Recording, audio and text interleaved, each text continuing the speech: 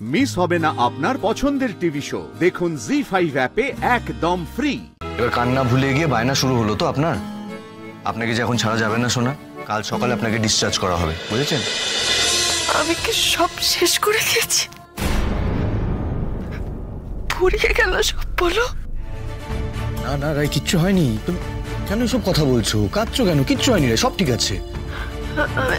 আমি জানি অনির্বাণ, আমি জানি এই সময় রক্তপাত হওয়ার মানেটা কি।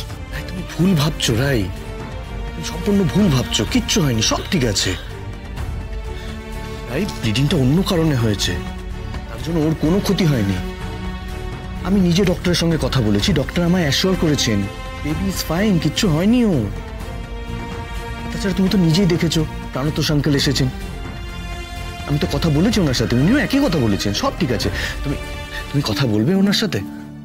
রাই, তুমি বেবিকে আগলে রেখেছো, কিচ্ছু হয়নি ওর, ওর কিচ্ছু হতে পারে না। না না না, আমি মানি না তোমার কথা, আমি আমি আমি বিশ্বাস করি না তোমার কথা। কি করছো রাই? আমি ডাক্তারের সঙ্গে কথা বলবো, আমাকে ডাক্তারের কাছে নিয়ে চলো, এক্ষুনি নিয়ে চলো ওনার কাছে আমাকে। তুমি শান্ত হও আগে, শান্ত হও। এখন কটা বাজে জানো?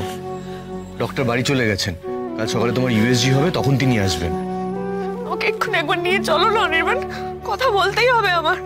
তুমি তুমি বুঝতে পারছো না, একটা অদ্ভুত অস্থির করছে আমার মনটা। তুমি ফোন করো না একবার ডক্টরকে, প্লিজ ফোন করে একবার কথা বলো না। রাই, এতটা এক্সাইটমেন্ট ভালো না এখন, কাল কথা বলো ডক্টরের সাথে। দেখো, এত এক্সাইটমেন্ট কিন্তু তোমাদের দুজনের জন্যই খারাপ। ডক্টর আমাকে বারবার তোমার সাথে কথা বলতে বারণ করেছেন, তারপর যদি তুমি এরকম এক্সাইটেড হয়ে যাও তাহলে কি করে হবে বলো তো? আচ্ছা ফাইন, প্রাণতোষ আঙ্কেলের সাথে কথা বলবে? উনি যদি নিজের মুখে বলেন সব ঠিক আছে, কারো কিচ্ছু হয়নি, তাহলে তোমার বিশ্বাস হবে তো? তুমি দাঁড়াও, প্রাণতোষ আঙ্কেল বাইরেই আছেন, আমি ওনাকে এক্ষুনি ডেকে আনছি, দাঁড়াও।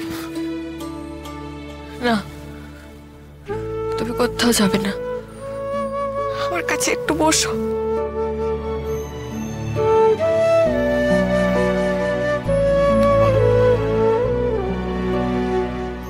এবার আমার হাতটা ছুঁয়ে বলো, সত্যি ওর কিছু হয়নি?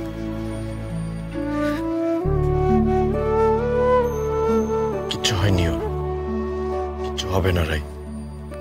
তাহলে এত রক্ত কোথা থেকে এলো অনির্বাণ? এত রক্ত তো আসার কথা নয়।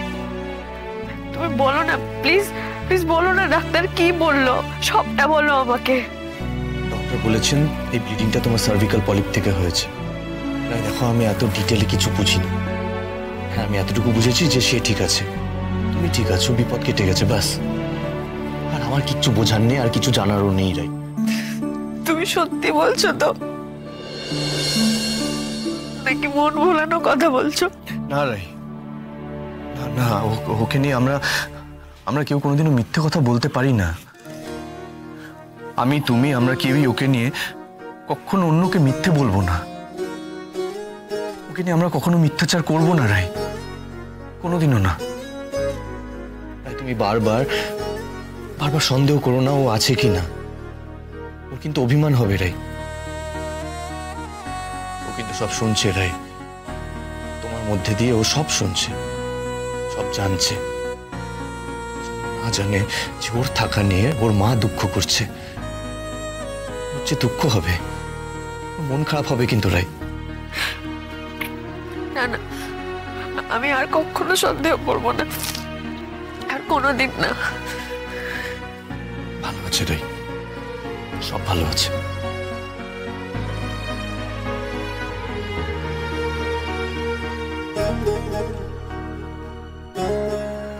ভয় পেয়ে গেছিলাম, আসলে খুব ভয় পেয়ে গেছিলাম। আমার বারবার কি মনে হয় জানো, আজ পর্যন্ত আমার জীবনে আমার চারপাশে যারা যারা থাকে আমি সবার ক্ষতি করি, সব সময়। আমি তোমার ক্ষতি করেছি, মিথ্যে অপরাধে তোমাকে কাঠগড়ায় দাঁড় করিয়েছি, আমি নীলুর ক্ষতি করেছি, ভালোবাসাহীন সম্পর্কে জোর করে ওকে জড়িয়ে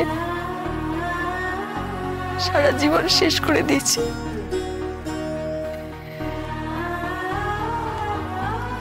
আমি মাকে ভালো থাকতে দিইনি। নীলুর পাল্টে যাওয়াটা মা একেবারে মেনে নিতে পারেনি। সব সময় ব্যস্ত থাকে।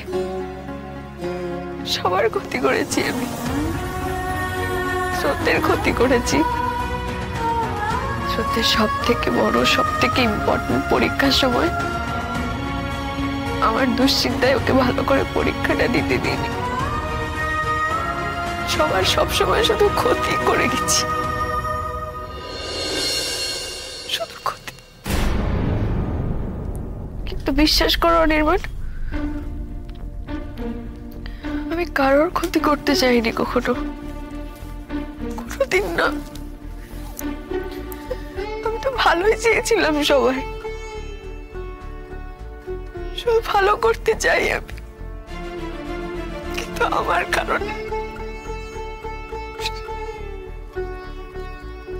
সবার ক্ষতি হয় অনির্বাণ। সেজন্য এবার আবার ভয় পেয়ে গেছিলাম। মনে হয়েছিল এবার আমার সন্তানেরও বোধহয় আমার জন্য ক্ষতি হয়ে গেছে। এবার বোধহয় ওর পালা। এরকম করে ভেবো না রাই, তুমি কারো কোনো ক্ষতি করোনি, করতে চাও না আর করতে পারো না। রাই প্লিজ, এই অতীতটাকে অতীত রেখে সামনের দিকে তাকাও। সবসময় এরকম অতীত নিয়ে ভেবো না, সবসময় নিজেকে এরকম অপরাধী ভেবো না রাই। তুমি কি সত্যি জানো না যে তুমি শুধুমাত্র ভালোবাসা দিয়ে গড়া একটা মানুষ? আজকের দিনে দাঁড়িয়ে তোমার মতো খাঁটি মানুষ পাওয়া যায় না রাই। তুমি এমন একটা মানুষ যে তার সব কিছু দিয়ে আরেকজনের ভালো করতে চাইবে। তোমার মধ্যে হিংসে নেই, লোভ নেই, আছে শুধু ভালোবাসা। তোমার ক্ষমতাই নেই কারো ক্ষতি করার রাই। তুমি সব সময় সবার ভালো করতে চেয়েছো, কিন্তু সবাই তোমার ক্ষতি করতে চেয়েছে। ছাড়ো এখন এসব কথা প্লিজ। সব কিছু পেছনে ফেলে রেখে এবার সামনের দিকে তাকাও। অতীতটাকে পেছনে ফেলে এবার সামনের দিকে তাকাও রাই।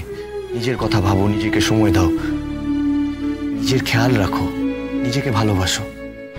তাহলেই দেখবে যে আসছে সে তোমার হাত ধরে হাসি খুশি উজ্জ্বল সুস্থ একটা মানুষ হয়ে জন্মাবে। আমাকে তুমি বাড়ি নিয়ে চলো না অনির্বাণ। আমি তো ভালো হয়ে গেছি, তাহলে এখানে আছি কেন? আমি এখানে থাকবো না। দেখো শুরু হয়ে গেল, এবার কান্না ভুলে গিয়ে বায়না শুরু হলো তো আপনার। আপনাকে যে এখন ছাড়া যাবে না সোনা, কাল সকালে আপনাকে ডিসচার্জ করা হবে, বুঝেছেন? কেন? কাল কি আছে? ওই যে বললাম না, ইউএসজি হবে, জুনিয়রের পজিশন দেখবে ওনারা। তাও